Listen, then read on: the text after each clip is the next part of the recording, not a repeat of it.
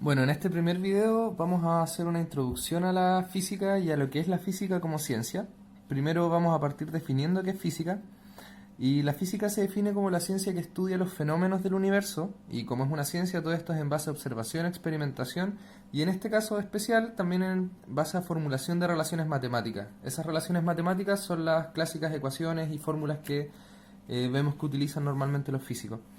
Ahora hay muchos tipos de fenómenos en el universo y normalmente la física se suele dividir en áreas de estudio, dependiendo de en qué te vas especializando. Y las áreas principales me atrevería a decir que son cinco y son mecánica, que es el estudio del movimiento de objetos; termodinámica, que se dedica a estudiar el calor, la temperatura y el comportamiento de sistemas donde hay muchas partículas o hay muchas cosas en movimiento, como por ejemplo en los gases; el electromagnetismo, que es el estudio de todo lo vinculado a cargas y corrientes eléctricas, así como magnéticas. El electromagnetismo también vamos a ver más adelante que se ocupa del estudio real de la luz también. La luz es un fenómeno electromagnético.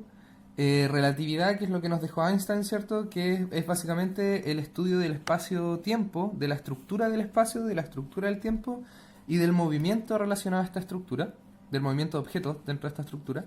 Y finalmente tenemos lo más novedoso, que sería la mecánica cuántica, que es lo que nos habla del comportamiento, trata sobre el comportamiento, el movimiento de sistemas submicroscópicos. O sea, estamos hablando de partículas más pequeñas que átomos. Aquí ya estamos hablando en mecánica cuántica de movimiento de partículas elementales como electrones, de partículas subatómicas como los protones, los neutrones y cuáles son sus comportamientos.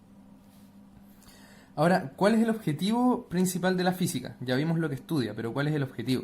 El objetivo principal de la física es entregar entendimiento de los fenómenos, pero no cualquier tipo de entendimiento. Ya vimos que la física se basa en la utilización de herramientas matemáticas, y especialmente la física intentamos que nos dé un entendimiento cuantitativo de los fenómenos. Para que un entendimiento de los fenómenos sea cuantitativo necesitamos medir fenómenos, medir algunas propiedades de los fenómenos y relacionarlos matemáticamente mediante ecuaciones o fórmulas como vimos. Ahora, ¿qué medimos?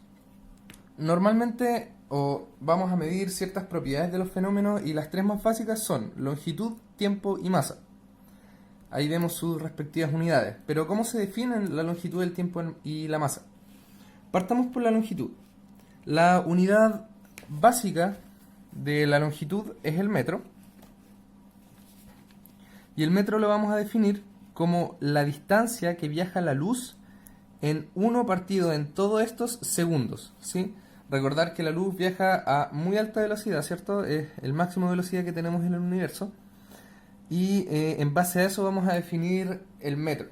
Antiguamente se utilizaba una barra metálica que se definió arbitrariamente como de largo 1 metro, pero esto trae el problema de que las barras, por el material y la temperatura, por ejemplo, se expanden o se contraen, y también con el paso del tiempo se van oxidando y van perdiéndose partes del material, entonces la barra se va cortando. Así que resulta no ser una forma de medición o de definir esa unidad exacta. Ahora, la velocidad de la luz sabemos que es constante en todo el universo, ¿cierto? Para cualquier marco de referencia, entonces se vuelve una muy buena unidad para medir.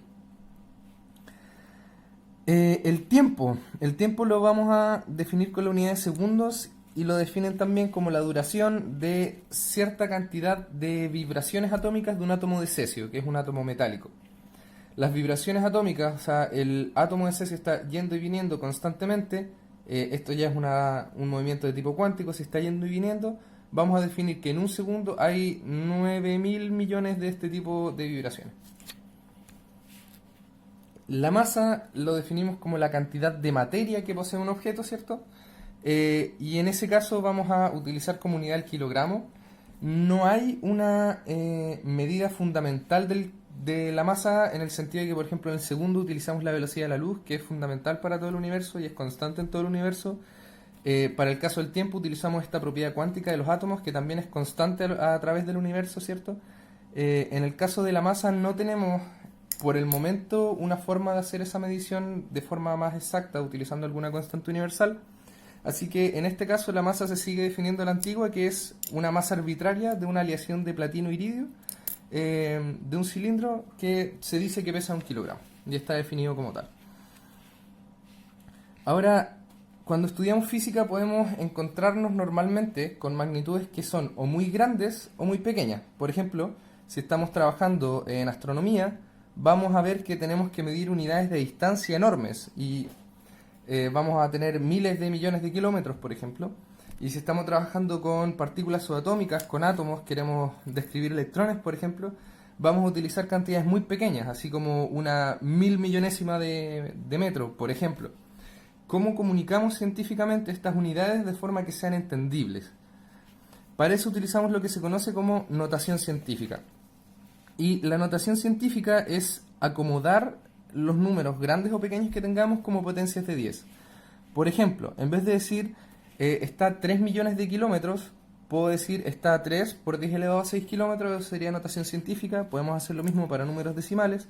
En vez de decir la concentración de tal especie es 0,000023, podemos decir en realidad es 2,3 por 10 elevado a menos 6, o lo que es matemáticamente igual, 0,23 por 10 elevado a menos 5. Este mismo tipo de notación se puede escribir también con palabras. Yo en vez de decir el 3 por 10 elevado a 6, puedo utilizar un prefijo. Los prefijos que vamos a utilizar están definidos y hay que aprendérselos nomás de memoria y son los siguientes. Hexa, que se representa por una letra E, es igual a 10 elevado a 18 y así todo el resto de prefijos que tenemos. Para ver el ejemplo anterior, donde teníamos 3 millones, en el caso de 3 millones, es un 3 por 10 elevado a 6, el prefijo que corresponde a 10 elevado a 6 es mega.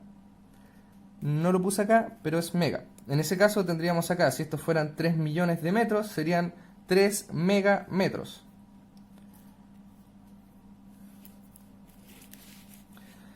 Otra cosa importante que hay que tener en cuenta y es fundamental para la física es que toda medición, no importa de qué naturaleza sea esa medición, conlleva un rango de error, principalmente porque utilizamos instrumentos para medir que no son exactos. Por ejemplo, no puedo tener una regla que mida con exactitud real 0,0003 milímetros, no existe. Y también por un tema de error humano, como los que hacemos mediciones son humanos o en el mejor de los casos son máquinas diseñadas por humanos, también conllevan siempre un error sistémico que es inherente a todas las mediciones que hagamos. Ya vimos entonces que podemos medir cosas y a la medición de esas cosas les vamos a asignar cierta magnitud. Magnitud entonces va a ser el resultado que nosotros obtengamos, por ejemplo, de la medición o de la observación de un fenómeno. Y hay dos tipos de magnitudes fundamentales que se estudian en física, y son las escalares y las vectoriales. Las magnitudes escalares las vamos a definir como magnitudes que pueden tratarse simplemente como un número algebraico y no requieren ni dirección ni sentido para entenderse en su contexto. Por ejemplo, la masa, no necesito decir en qué dirección se mueve una manzana para decir que la manzana pesa 500 gramos, por ejemplo. El tiempo, no necesito decir que me moví hacia la derecha o hacia la izquierda para decir que demoré 2 segundos. O la carga, por ejemplo, no importa si es que una partícula se está moviendo con más o menor velocidad, su carga se mantiene constante, así que puedo tratarla como una constante. Ahora bien, hay magnitudes, algunas nombré recién, que sí necesitan dirección y sentido para entenderse en su contexto, y en ese caso ya estamos hablando de vectores. Entonces, un vector, como definición más simple, es una magnitud que requiere y tiene dirección y sentido. Un ejemplo, por ejemplo, es la velocidad. Imagina que tengo una pared al frente, no es lo mismo que yo me mueva a 60 km por hora, eso sería el módulo, ¿cierto? Sería la parte escalar, 60 km por hora, que yo me mueva en dirección y sentido contra una pared a dirección y sentido alejándome de una pared. En esos dos casos de movimiento tendríamos dos vectores distintos de igual módulo. Veamos un poco entonces cómo son los vectores y por qué están compuestos, para empezar a definir un poco más matemáticamente. Aquí, por ejemplo, tenemos un vector típico en un plano cartesiano, x, y, ¿cierto? El vector lo vamos a definir como esta línea con una punta de flecha. Esto nos indica el sentido del vector, el movimiento va desde el origen hacia ese punto. Los vectores están compuestos por el módulo del vector, que es el largo del vector. También se puede considerar la parte escalar del vector y se suele escribir como el valor absoluto del vector. En ese caso, el módulo del vector sería el largo de esta línea. Si yo mido desde acá hasta acá, tengo el módulo de mi vector. La dirección del vector también es importante. No es lo mismo que yo me mueva. Por ejemplo, en este caso, si estamos hablando de velocidad de desplazamiento, El módulo de mi velocidad vendría a ser qué tan rápido me muevo, pero tengo que también considerar en qué dirección me estoy moviendo y en qué sentido. ¿Cuál es la diferencia entre dirección y sentido? La dirección me la da el ángulo que tengo con alguno de los ejes cartesianos y el sentido me lo da hacia dónde apunta la flecha. Por ejemplo, en este caso tengo un vector que apunta hacia la derecha y uno que apunta hacia la izquierda, hacia abajo. En este caso ambos vectores tienen, la idea era que tuvieran la misma dirección, o sea, la misma inclinación, pero uno está apuntando hacia un lado y el otro hacia el otro. En ese caso son dos vectores distintos porque tienen sentido distinto, aunque la dirección sea igual, aunque el módulo sea igual. Recordar entonces, lo que define un vector son estas tres cosas: módulo, dirección y sentido. Para definir un vector podemos hacer dos cosas. Primero, podemos decir dónde inicia el vector, como hicimos recién, y dónde termina. O sea, mi vector comienza acá y termina acá.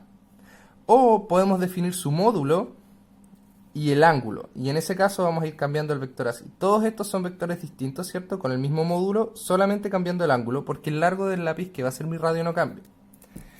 ¿Cómo podemos describir matemáticamente esas coordenadas? Primero vamos a decir, todo esto sale de trigonometría, los componentes en X de mi vector. Si nos fijamos acá en el plano cartesiano, tenemos una proyección sobre el eje X de este vector, ¿cierto? Que sería toda esta componente de aquí. Para calcular el largo de ese componente, ¿cierto? ¿Dónde cabe este x1? Tengo la siguiente fórmula. Puedo utilizar el coseno de mi ángulo alfa por el módulo del vector y voy a tener el componente en x. Para el componente en y utilizo el seno de este ángulo alfa por también el módulo del vector. Y si es que utilizo como eje de referencia el eje y, tengo que cambiar las funciones. En ese caso, para obtener mi componente en x, usaría el seno de beta, que sería el ángulo en referencia al eje y. O sea, ahora me estoy moviendo así, en vez de así. Y los componentes en y me los darían estas partes de acá, que sería el coseno de beta nuevamente por el módulo del vector. Ahora, un vector con un vector negativo es el mismo vector, pero con distinto sentido. Mantenemos módulo, dirección, solo cambia el sentido.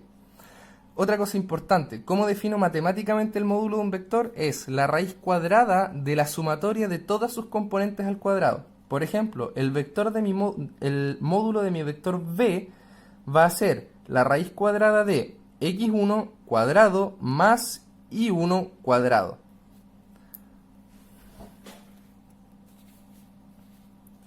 Los vectores tienen ciertas propiedades algebraicas que utilizamos para trabajar con ellos, entonces tenemos que saber principalmente cómo funciona, por ejemplo, la suma de vectores. Pensemos en los siguientes vectores. Definamos los vectores A como la posición en X de A y la posición en Y de A, y B como los componentes en X y los componentes de Y. Si nosotros sumamos A y B, lo que tenemos que hacer es, tomamos nuestro vector A, ya ese desde donde termina A, vamos a tomar como el origen de B y ahí trazamos nuestro vector B. La suma de estos dos vectores también se puede considerar como desde el origen del primer vector hasta el final del último vector. Entonces la suma de estos dos vectores nos va a dar un vector C. Y fíjense que da lo mismo si es que sumamos primero A y B, así primero sumamos B y luego A. Esta sería la proyección en el segundo caso. ¿Cómo sería el módulo de nuestro vector C ahora? Que dijimos que C era la suma de A más B, que es lo mismo que B más A.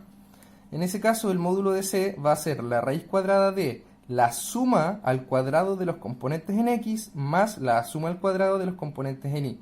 Porque sabemos que nuestro vector C lo vamos a poder definir como las sumas de los componentes en X y la suma de los componentes en Y. Hay un concepto que son de vectores equipolentes. Esos son todos los vectores que tengan el mismo módulo, dirección y sentido. Por ejemplo, todos los vectores que tengan el mismo módulo, dirección y sentido que A, por ejemplo, todos los que estoy dibujando acá imaginariamente, serían vectores equipolentes de A. No serían el mismo vector porque no están exactamente en la misma posición, pero serían equipolentes. ¿Qué es un vector unitario? Se utiliza bastante también. Un vector unitario es un vector cuyo módulo da 1. Se puede normalizar cualquier vector para transformarlo en un vector unitario, y en ese caso hacemos lo siguiente. Para transformar un vector b de componentes x e y en un vector unitario, lo que debemos hacer es dividir nuestro vector b por el módulo del vector.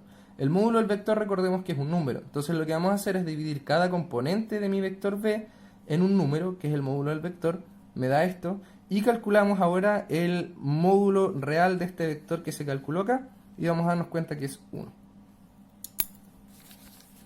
Eso sería la primera parte. Entonces, antes de comenzar con cinemática y movimiento, que se utilizan bastante vectores, tenemos que entender más o menos cómo funcionan. Y esto es lo primero que vamos a ver. Hay otras propiedades de los vectores, propiedades algebraicas que vamos a utilizar y vamos a ver más adelante, pero estas son las principales.